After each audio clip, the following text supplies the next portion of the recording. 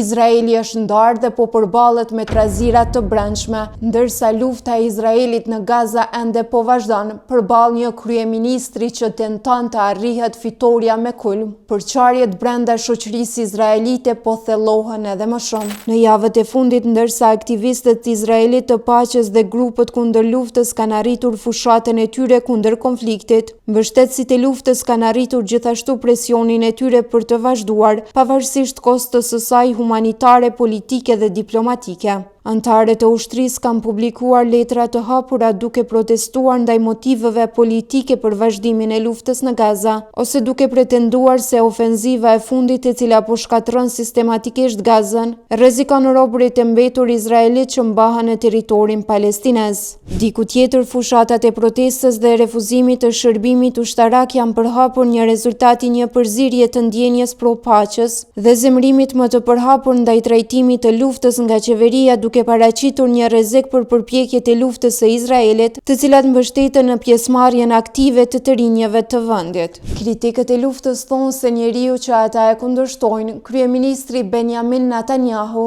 është bërë i varur nga e djathta ekstreme për ta ruajtur koalicionin e tij dhe nga një opozitë shumë frikacake për t'ju përballur akuzave ndërkombëtare.